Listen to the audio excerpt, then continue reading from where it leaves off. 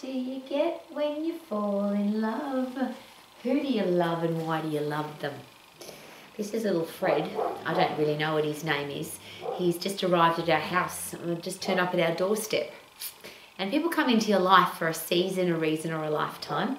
And I don't know how long Fred's going to be here for. His family's probably looking for him and he might only be here for an hour.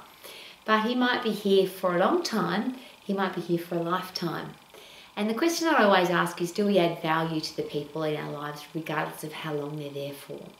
So even if you only meet somebody fleetingly for 5 minutes in a shop, do you leave a profit? And when I ask that question, it's always about, well, my other puppy dogs are barking too. They're wondering who you are, darling.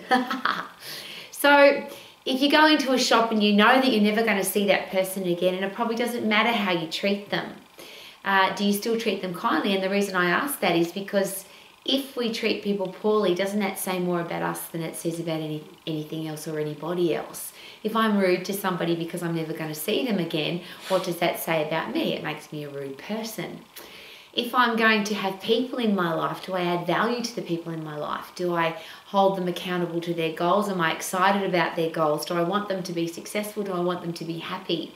Do I live the example for them to be happy, healthy, fit and strong? And as I always ask every day, are you healthy, fit and strong? You obviously are. He's a well-kept little puppy dog. Do you have a career or business that you love? Are you financially free? Do you have great people in your life? And if you don't, is that disrespectful to yourself? But how can we expect that the other people in our life are going to have those things if we don't live the example? And if we want to have great people in our life, don't we have to be a great person first? So if we want to attract people into our life who are going to add value, is it possible that we have to add value?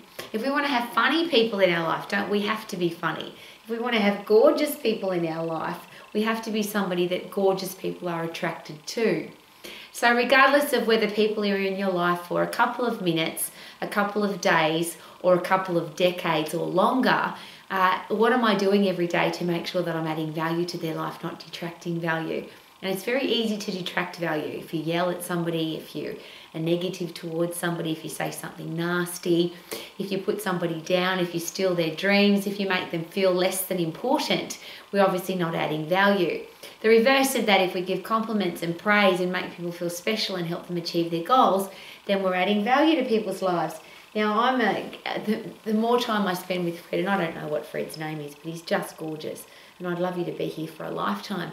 But if he's only here for today, he's been with us for a few hours now, I want him to remember the time that he spent at the McEvoy household as being a very special time. And if he gets to stay here for the whole of his life and my life, that'd be bloody awesome. Live your life to the max, adding value to other people's lives. What do you reckon, Fred? What do you think, darling? Oh, gorgeous.